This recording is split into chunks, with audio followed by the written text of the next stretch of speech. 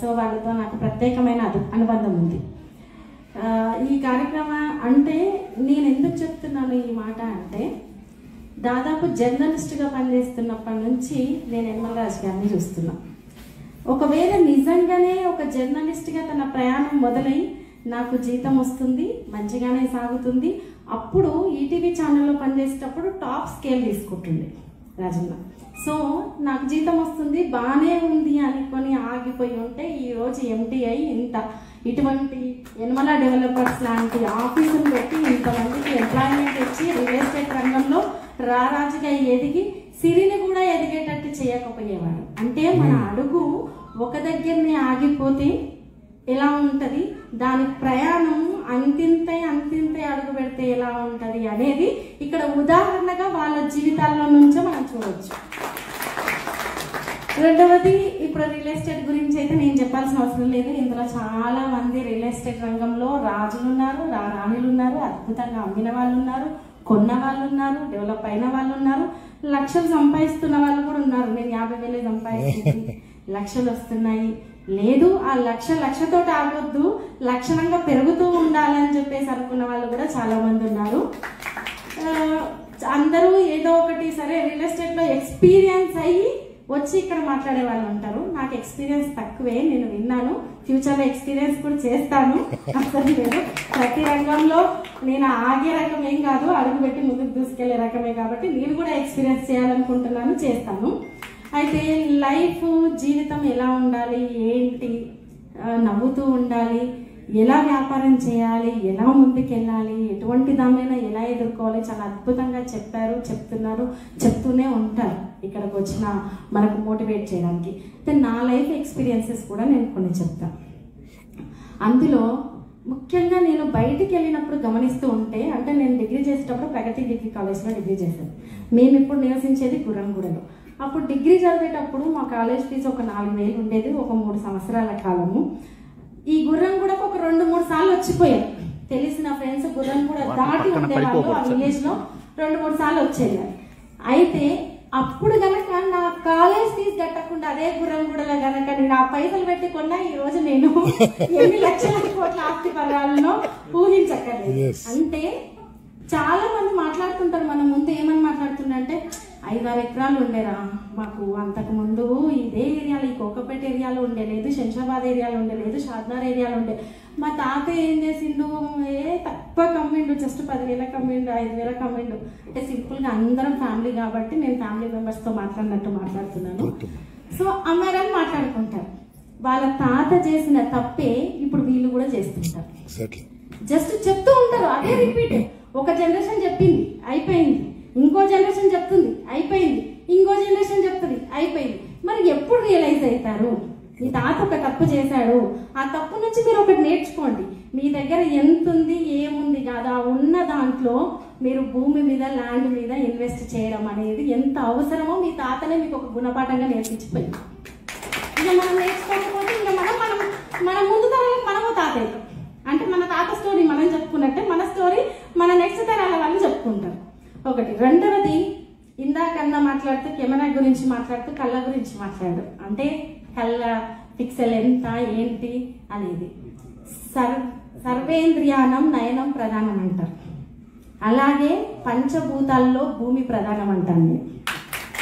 అటువంటి భూమి లేకుంటే మనం లేము, భూమి లేకుంటే నీరు లేదు, భూమి లేకుంటే వృక్షాలు లేవు, భూమి లేకుంటే గాలి లేదు.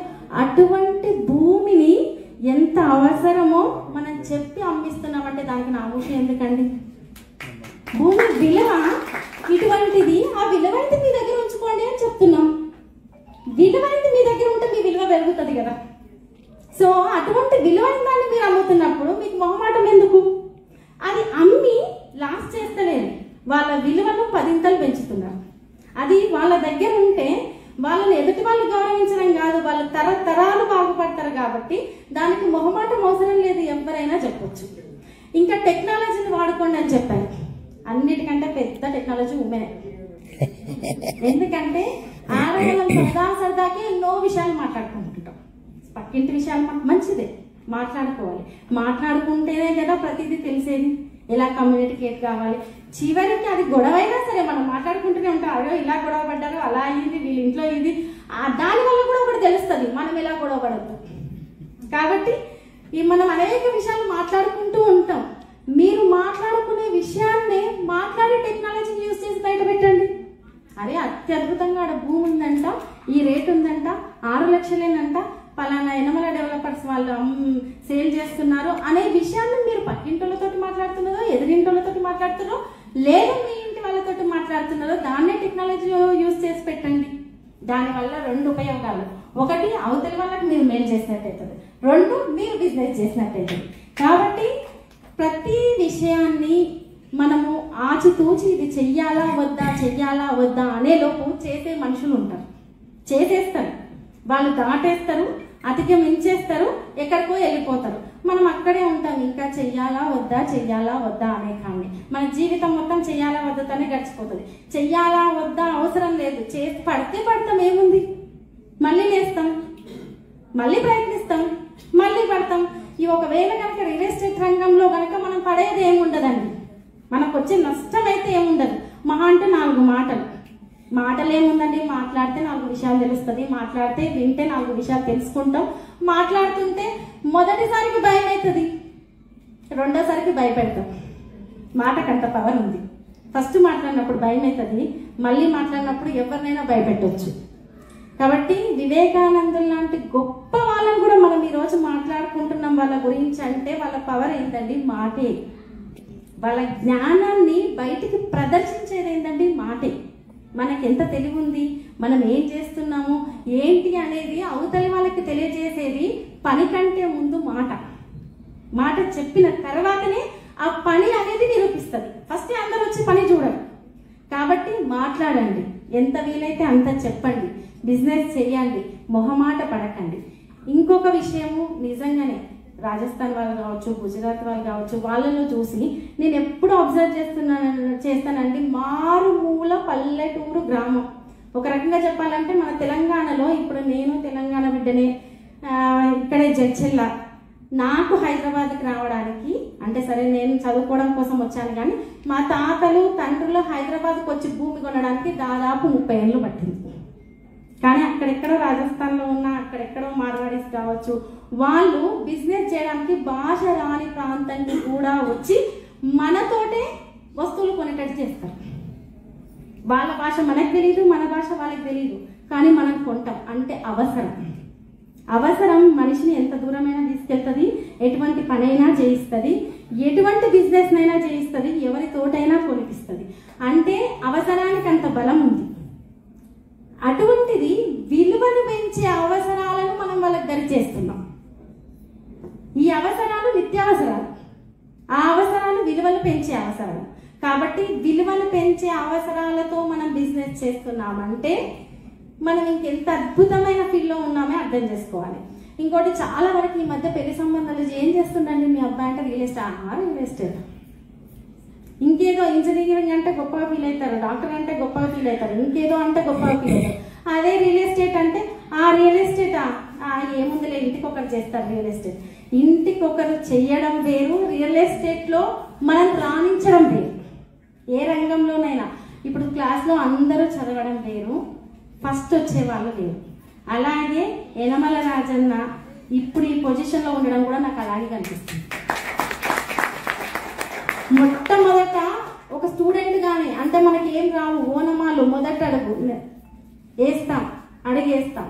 ఇక కామన్గా ఆలోచిద్దామంటే చిన్న విషయాలు, మనకు ఫస్ట్ డ్రైవింగ్ రాదు, మనం వస్తాము, స్టార్ట్ చేస్తాం, చాలా భయపడతాం. వచ్చిన తర్వాత నాకు అంతా తెలుసు అనుకుంటా. ఈవెన్ స్విమ్మింగ్, మొట్టమొదటి వాటర్ చూసినప్పుడు భయపడతాము, దిగిన తర్వాత అసలు ఎంత అంటే అంత ఈదేస్తాం.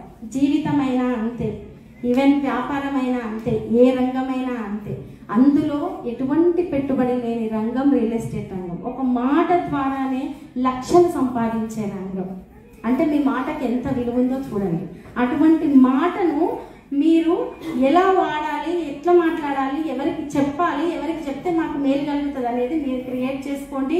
అత్యద్భుతంగా బిజినెస్ చేయాలి. ఇంకొక చిన్న అంశం, ఇందాక మాట్లాడుకున్నాం టామ్ జీన్స్ అని చెప్పేసి. అలా మాట్లాడారు. చినిగిపోయిన బట్టలతోటే వ్యాపారం చేస్తున్నారండి. అటువంటిది అత్యంత విలువైన భూమితో లోకంలో ఇందుగలడు అందులేడు ఎందెందైనా ఉన్నాడు అన్నట్టు మార్కెట్ రంగము ఎక్కడైనా విస్తరించింది. లాస్ట్ కు మనం ఉట్టికి ఇట్లా పిన్ను పెట్టి తీసుకునే పుల్లలు కూడా మార్కెట్ లోకి వచ్చేసాం.